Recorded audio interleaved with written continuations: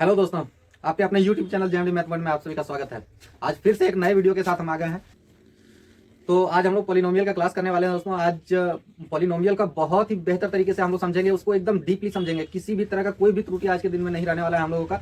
और पॉलिनोमियल का जो क्लास चल रहा है इसमें हम लोग आज दो चीज़ जानेंगे। क्या क्या दो चीज़ें जानेंगे? एक तो समझेंगे हम लोग कि पॉलिनोमियल का किस तरह से फैक्टर किया जाता है, और दूसरा हम लोग समझेंगे कि पॉलिनोमियल को जीरोज ऑफ पॉलिनोमियल, ये दो चीजों के बारे में आज हम लोग सीखेंगे।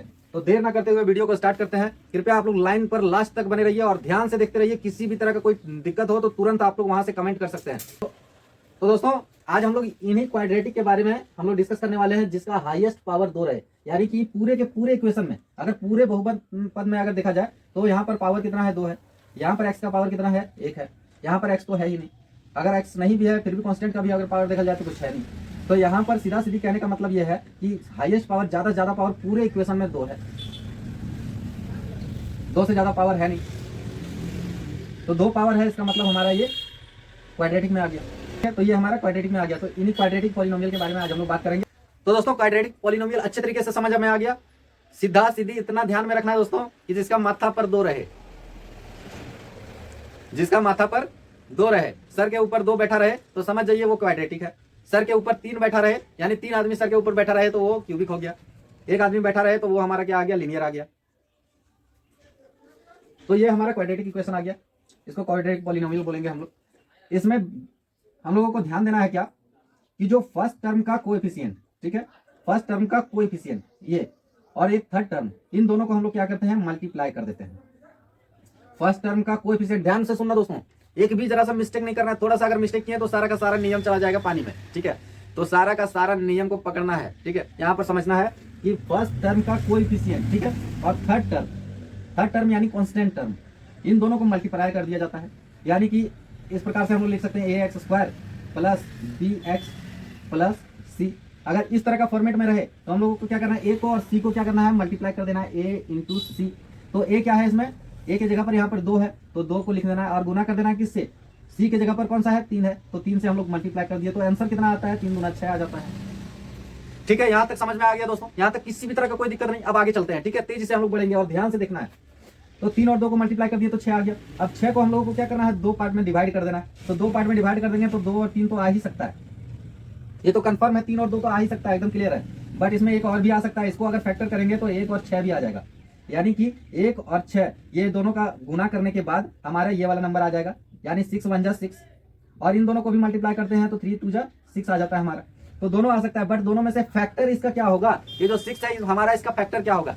इसके बारे में हम लोगों को जानना है। तो ये 6 का फैक्टर क्या होगा? वही होगा 6 का फैक्टर जिन दोनों को जोड़ने के बाद ये बीच वाला टर्म आ जाए। जी हाँ दोस्तों, आप लोगों ने एकदम बिल्कुल सही समझा।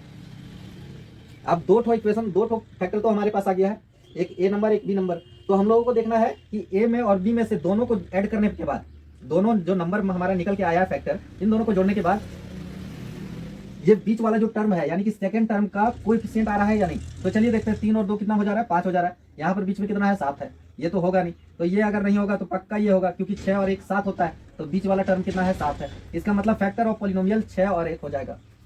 कंफर्म है? क्लियर है? यहाँ तक किसी को कोई डाउट नहीं। अब आगे हम लोग चलते हैं, आगे और भी बेहतर तरीके से समझते हैं। सिंपल सा देखिए, समझ लीजिए कि ये किसी का घर है, ठीक है। इस घर को 2 भाग कर दिया, दोनों बेटों में बांट दिया। तो दोनों बेटों में बांट दिया तो ये जो घर है बीच वाला पार्ट, इसी को हम लोग फैक्टर कर रहे हैं ना। इन दोनों को सिर्फ मल्टीप्लाई कर दे रहे हैं, 2 को और 3 को सिर्फ मल्टीप्लाई हम लोग कर रहे हैं। बट यहाँ पर जो डिवाइड कर रहे हैं, जो बांट रहे हैं, उसको किसको बांट रहे हैं? 7x को, यानी कि इसका घर टूट रहा है। तो अब दोस्तों हम लोगों को समझना है कि इसका यदि घर टूट रहा है तो बटेगा, तो इसका जितना प्रॉपर्टी है वो दोनों को बांटा जाएगा, इन दोनों को बांटा जाएगा। एक वो है ना, कद्दू कटेगा सब में बटेगा, ठीक है। सीधा सा इतना सवाल, इतना ध्यान में रखना है कि एक घर का अगर डिस्ट्रीब्यूशन होगा तो 2 बेटा रहे, 4 बेटा रहे, 6 बेटा रहे, प्रत्येक के पास बराबर बराबर उनको दिया जाएगा। अब बराबर बराबर का मतलब क्या है? बराबर बराबर का मतलब यह है कि इसके पास 7 के पास x है, तो 7 को हम लोग तोड़ेंगे तो x को भी तो उन दोनों के पास दे देंगे। तो ये अब ये वाला टर्म तो हमारा है होगा नहीं, तो इसको हटा देते हैं, ठीक है। अब हमारा टर्म क्या आ गया? सिंपल सा सीधा सा लिख देते हैं, 1 और 6 आ गया। अब 1 अगर इसको मिला है तो इसके साथ में और इसके साथ में 2 भाग किया गया है 6 का, तो दोनों के साथ में x को तो हम लोग देंगे ही देंगे ना, दोनों के साथ में, क्योंकि इसमें बीच वाले टर्म में x है। तो x है तो इसको हम लोग 2 भाग कर दिए। अब हम लोग इसको 2 भाग कर दिए तो इन दोनों के पास दोनों बेटों को ये अपना प्रॉपर्टी तो देगा, यानी इसका प्रॉपर्टी एक्स है तो एक्स इसको भी दे देगा, एक्स इसको भी दे देगा, यानी कि 1x हो गया और एक 6x हो गया। ठीक है, अब इसको थोड़ा सा इसको हम सुधार करके लिख लेते हैं। ठीक है, ये बहुत ज्यादा हम लोग क्या कर रही है, पजल का गेम खेल लिए। ठीक है, ये पजल का गेम बहुत ज्यादा हो गया। अब हम लोग थोड़ा शॉर्टली चलते हैं, अगला स्टेप में देखते हैं क्या है। सिर्फ यहां पर इतना, ये फॉर्मेट का मतलब इतना ही समझना है दोस्तों कि ए यानी कि फर्स्ट टर्म का कोएफिशिएंट और सी यानी कि कांस्टेंट टर्म, ये दोनों को मल्टीप्लाई कर देना है। ठीक है, ए इंटू सी, और दोनों का मल्टीप्लाई करने के बाद जो नंबर आता है उसका फैक्टर देखना है कि कौन कौन सा हो सकता है। तो जो जो उसका फैक्टर हो सकता है, अब फैक्टर कैसे निकालना, फैक्टर निकालने के लिए भी मैं बताने जा रहा हूं। ध्यान से देखिएगा दोस्तों, बहुत एक एक पॉइंट, एक एक चीज हम लोग डिस्कस करने वाले हैं आज। तो यहाँ पर क्या करना है, फैक्टर निकालने के लिए बारे में भी सीखेंगे कि बहुत सारा फैक्टर होगा, बट कौन कौन सा होगा ये हम लोग देखने के लिए सीख जाएंगे थोड़ी देर के बाद। तो यहाँ पर हम लोगों को समझना है कि 6 आया, अब 6 को फैक्टर में बांट देंगे, और फैक्टर में बांटने के बाद उन दोनों को जोड़ करके देखेंगे कि कौन सा ऐसा फैक्टर है जिसको जोड़ने के बाद ये बीच वाला सेकंड टर्म का कोएफिशिएंट हमारा आ जाए। सेकंड टर्म का कोएफिशिएंट हमारा आ जाए, सेकंड टर्म का कोएफिशिएंट आ जाना चाहिए जोड़ने के बाद। कंफर्म है, क्लियर है यहाँ तक? अब हम लोग इक्वेशन को आगे बढ़ाते हैं। ठीक है, तो अब हम लोगों को क्या समझ में आ गया, अब हम लोगों को समझ में आ गया कि 2x² है, और प्लस क्या कर देंगे, इसको दो भाग में दो बेटा को दे देंगे ना, दो बेटा में बांट देंगे। इसका दो बेटा है तो दोनों बेटों को दे देंगे, एक बेटा को एक x दे देंगे, और दूसरा बेटा को क्या दे देंगे, प्लस में 6x दे देंगे। ठीक है, कोई दिक्कत नहीं है, 6x और एक 7x हो जाएगा हमारा, यानी कि 7x को दो पार्ट कर दिए। ठीक है, कोई दिक्कत नहीं है, यहाँ तक किसी भी तरह का कोई दिक्कत नहीं, एकदम अगर आप लोगों को सही भली बात समझ में आ रहा है दोस्तों, थंब का इंप्रेशन देना भूलिएगा नहीं, कंफर्म एकदम देते रहना है। ठीक है, तो आइए इसको दो भाग में हम लोग बांट दिए। अब प्लस में क्या आ जाएगा हमारा, एक और बचा है और वो है 3। ठीक है, ये दूसरा स्टेप हो गया, फर्स्ट स्टेप हो गया। अब आगे वाला स्टेप में क्या आ जाएगा हमारा, अब इसी को हम लोग सॉल्व कर देंगे। ठीक है, इसको हम लोग सॉल्व कर देंगे। तो आज सॉल्व कैसे करना है, फर्स्ट वाला दो टर्म को पकड़ लेना है, फर्स्ट वाला दो टर्म को ले लेना है और सेकंड वाला दो टर्म को ले लेना है। ठीक है, तो कोई दिक्कत नहीं है यहाँ पर।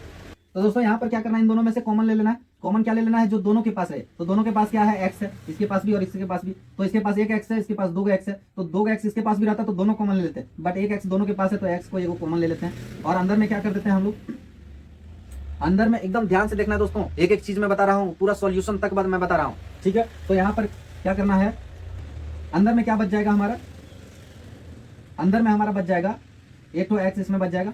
ठीक है, इसमें एक x बच जाएगा, दो तो था, एक तो बाहर निकाल दिए, तो एक x बच गया, एक को अंदर डाल दिए। अब जितना चीजें बच गया है उस सबको अंदर डाल देना ब्रैकेट के अंदर में। ठीक है, जो दोनों के पास रहे उसको बाहर कर देना है, और जो दोनों के पास ना रहे उसको अंदर कर देना। तो इसमें एक x नहीं था तो ये अंदर कर दिए। यहाँ पर प्लस में क्या आ जाएगा, 1 आ जाएगा, क्योंकि यहाँ पर एक तो x था, एक 1 था, तो x को बाहर कर दिए, सिर्फ 1 बचा, 1 को अंदर डाल दिए। ठीक है, यहाँ पर जेल के अंदर में, तो जेल के अंदर में क्या दी जाएगा। अब यहाँ पर क्या है कि फर्स्ट टर्म में x को एक बाहर निकाल दिए थे, तो फर्स्ट टर्म में एक x बचा था, यहाँ रख दिया अंदर में जेल के अंदर, और एक तो 2 बचा हुआ है। ठीक है, 2 बचा हुआ है, तो 2 को हम लोग क्या करेंगे, बाहर में रखेंगे कि अंदर में, एकदम जल्दी से कमेंट करके बताइए। ठीक है, तो 2 को हम लोग क्या करेंगे, अंदर में रखेंगे या बाहर में, तो 2 को हम लोग अंदर में रखने वाले हैं। ठीक है, कोई दिक्कत नहीं। यहाँ पर 2 को अंदर में क्यों रखेंगे कि भैया इन्होंने कोई गुनाह तो थोड़ी किया है जो उसको अंदर में डाल देंगे हम लोग जेल के अंदर। उसमें कहने का मतलब ये है कि अगर 2 को हम लोग बाहर कर देते हैं तो 2 से जो है सेकंड टर्म में भी मल्टीप्लाई होगा जब हम लोग सॉल्व करेंगे, तो सेकंड टर्म में मल्टीप्लाई हो जाएगा, तो 2 बाहर में रखते 2 एकम 2 हो जाएगा। तो जबकि यहाँ पर 1 है तो 1 है, तो 2 यहाँ पर तो नहीं चाहिए, इसीलिए हम लोग इसको अंदर में डाल दिए। ठीक है, अब प्लस में क्या आ जाएगा हमारा, प्लस में क्या आ जाएगा हमारा, इन दोनों में देखना है कि कॉमन क्या आ जा रहा है। ठीक है, कॉमन क्या आ जा रहा है इन दोनों में देखना। तो ये जो फर्स्ट वाला जो ब्रैकेट के अंदर में, यही ब्रैकेट के अंदर में यहाँ भी रहेगा 2x + 1, एकदम कंफर्म यही चीजें रहेगा हमारे पास। तो यहाँ पर सेकंड में क्या कॉमन आ जाएगा हमारा, 3 जो है ये दोनों में आ रहा है। ठीक है, 3 इसमें भी है और इसमें 6 है, तो 3 तो है ही इसमें, तो इसको 3 को एक बाहर कर देते हैं कि भैया आप दोनों में रहिएगा। ऐसा थोड़ी है कि कोई दोनों में रहेगा, तो दोनों में रहेगा नहीं, इसको हम लोग बाहर कर देंगे। तो दोस्तों यहाँ तक समझ में आ गया आप लोगों को, किसी तरह का कोई दिक्कत नहीं। इसमें से कहने का मतलब ये है कि जो दोनों में आता हो उसको बाहर कर देना है, जो दोनों में नहीं आता हो उसको अंदर कर देना है। अब अंदर करने का मतलब क्या है, अंदर करने का मतलब ऐसा है कि 2 जो कॉलम हमारा बनेगा ये दोनों सेम रहेगा। ठीक है, और ये जो बाहर वाला कॉमन नंबर रहेगा वो दोनों अलग अलग रहेगा। मतलब है कि ये जो बंटवारा होगा ये ऐसा थोड़ी है कि भैया आपको अगर हम घर दे दिए हैं तो आप 2 घर में रहिएगा, ऐसा थोड़ी है। जरूरी थोड़ी है कि आपका अगर घर का बंटवारा हुआ है तो दोनों को अलग अलग पार्ट में पार्ट बंटवारा हुआ है तो दोनों को अलग अलग मिलेगा ना, कि भैया आप जाइए उसमें रहिए या तो इसमें रहिए, दोनों में से एक ही जगह दो नाव पर पैर रखिएगा तो वो एकदम कंफर्म पानी में जाना है, तो 2 नाव पर पानी नहीं रखने देंगे। यहाँ पर हम लोगों को क्या करना है कि जो दोनों में है उसको बाहर निकाल देंगे, भगा देंगे धक्का मार करके, और जो दोनों में नहीं है तो उसको क्या करेंगे, अंदर में रख देंगे। ठीक है, तो दोनों में सेम कंडीशन हम लोग यही किए हैं, 2 पार्ट कर दिए हैं और दोनों का जो कॉमन वाला पार्ट है उसको बाहर कर दिए हैं, इसमें भी कॉमन वाला पार्ट को बाहर कर दिए। 3 × 2 = 6x और 3 × 1 = 3, ठीक है, यहाँ पर आ रहा है। बट एक चीज ध्यान रखना है कि जो दोनों ब्रैकेट के अंदर में रहेगा, ये और ये नंबर, ये दोनों सेम रहना चाहिए। ठीक है, ये ब्रैकेट के अंदर वाला, ये ब्रैकेट के अंदर वाला, दोनों नंबर सेम होना चाहिए। तो अब हम लोग इसको दो कैटेगरी में बांट देंगे। ये दोनों तो सेम है, तो एक तो लिख लेंगे x 2x + 1। ठीक है, इसको एक हम लोग ले लेते हैं, और दूसरा क्या ले लेते हैं, दूसरा इन दोनों को ले लेते हैं, यानी कि x + 3। अब ये गुणनखंडन हो गया हमारा कि भैया गुणनखंड का मतलब है कि दो चीजों को अलग अलग बांटना, दो भाग में खंड करना। तो खंड करने के लिए हम लोग अगर 24 रहता तो इसको तुरंत दो भाग कर देते हैं, एक तो 8, एक तो 3, एक तो 6, एक तो 4। बट यहाँ पर अगर x रहता, यहाँ पर, तो इसको दो भाग कैसे करते भैया, इसको तो दो भाग कर ही नहीं सकते थे। तो बहुपद में हम लोगों को यही सीखने को मिलता है कि वेरिएबल का टर्म अगर रहे तो उसको पार्ट बाय पार्ट कैसे करते हैं। तो देखिए यहाँ पर अब x का वैल्यू कितना निकल के आ जाएगा हमारा, x का वैल्यू पहला नंबर इक्वेशन अगर लेते हैं, अगर इक्वेशन फर्स्ट लेते हैं, ठीक है, तो फर्स्ट इक्वेशन में क्या कह रहा है, फर्स्ट इक्वेशन में क्या बोल रहा है कि 2x + 1 = 0 हो जाएगा, यानी कि 2x = क्या आ जाएगा, 1 - 1। ठीक है, और x = क्या आ जाएगा, -1/, ये 2 जो है मल्टीप्लाई में है तो उधर जाकर के डिवाइड में आ जाएगा, यानी 2, यानी कि x का पावर 1/2 आ जाएगा। और दूसरा फैक्टर क्या आ जाएगा हमारा, दूसरा फैक्टर आ जाएगा कि x + 3 = 0, तो x का वैल्यू क्या आ जाएगा, -3। ठीक है, ये -3 आ जाएगा। यहाँ तक कोई दिक्कत, किसी भी तरह का दिक्कत, कोई समस्या, एकदम कोई समस्या नहीं। आइए अब आगे चलते हैं हम लोग, यानी कि दो फैक्टर निकल के आ गया इसका, एक आ गया यहाँ पर जैसे दो फैक्टर निकलता था ना 6 और 4, उसी टाइप का यहाँ दो फैक्टर निकल गया, एक या तो -1/2 हो जाएगा, एक या तो 3 हो जाएगा। तो दोस्तों आज के वीडियो हम लोग यहीं पे समाप्त करते हैं, मिलते हैं अगला बार एक नए वीडियो के साथ। और उसमें हम लोग क्या डिस्कशन करने वाले हैं, उसमें 3 चीजें डिस्कशन करने वाले हैं, एकदम भूलना नहीं है दोस्तों, ध्यान से देखते रहना है। इसको यहाँ पर समझ में आ गया, एक बार शॉर्टली रिव्यू कर लेते हैं एकदम शॉर्ट में, ठीक है, उसके बाद हम लोग इसको वीडियो को यहीं पर समाप्त करते हैं। फिर अगले क्लास में मिलेंगे हम लोग एक नए वीडियो के साथ और नया टॉपिक के साथ। इसी टॉपिक को थोड़ा सा डीपली और लेते जाएंगे, ठीक है। तो यहाँ पर क्या करना है, बीच वाले टर्म को दो भाग कर देना है, ठीक है, बीच वाले टर्म को दो भाग कर देना है। तो दो भाग में कैसे करना है, इन दोनों को गुना कर देना है, 3 और 2 को, और गुना करने के बाद जो नंबर हमारा आता हो उस नंबर का दो फैक्टर निकाल देना है, ठीक है। और दोनों के साथ में ये भैया x को भी जोड़ देना है, x जो है ये दोनों के साथ रहेगा, क्योंकि इसी को दो भाग कर रहे हैं ना, इसी का दो बेटा में बांट रहे हैं, तो दोनों बेटा को x देना पड़ेगा, ठीक है। अब इसको क्या करना है, फर्स्ट वाले दो टर्म को और सेकंड वाले दो टर्म को अलग अलग ले लेना है, ठीक है। फर्स्ट वाला दो टर्म में से जो दोनों में आता हो, जो दोनों नाव पर पैर रखा हो, उन दोनों नाव पर पैर रखा है तो वो तो डूबेगा ही डूबेगा, उसको बाहर कर देना है। और जो दोनों नाव पर पैर नहीं रखा है, दोनों में नहीं है, उसको अंदर कर देना, तो अंदर करने देना दोस्तों। अब यहाँ पर सेकंड टर्म में भी वही काम करना है, दोनों नाव पर पैर रखा है उसको बाहर कर देना, और जो सिंगल में है उसको अंदर कर देना है, ठीक है। यहाँ तक कोई दिक्कत नहीं है यहाँ पर। अब क्या करना है, फैक्टर बाय फैक्टर हम लोग बांट तो लेंगे, अब यहाँ तक तो हम लोग कर लेंगे, बट आगे क्या करना है, एक चीज ध्यान में रखना है इतना करने से पहले कि ये जो दोनों जेल के अंदर है ना, ये दोनों कैदी, ये दोनों का दोनों कैदी सेम रहेगा, ठीक है। दोनों जेल वाला जो है, ये दोनों जेल का कैदी है सेम रहेगा, और जो जेलर है वो अलग रहेगा, ठीक है। तो यहाँ पर हम लोग वही किए हैं, जेलर को अलग कर दिए x + 3, ठीक है, ये वाला तो, और कैदी जो है उसको अलग कर दिए हैं 2x + 1, 2x + 1, दोनों में से किसी एक ही टूर को ले लेते हैं हम लोग। अब एक इक्वेशन को यहाँ पर सॉल्व कर दिए, दूसरा इक्वेशन को यहाँ पर सॉल्व कर दिए। पहला टर्म को जब रखें तो हमारा आंसर क्या बता रहा है कि -1/3, 1/2, माइनस का 1/2, ठीक है, ये आ रहा है हमारा। और दूसरा टर्म को जब हम लोग इस तरह से रखें तो दूसरा में क्या आ रहा है हमारा, -3,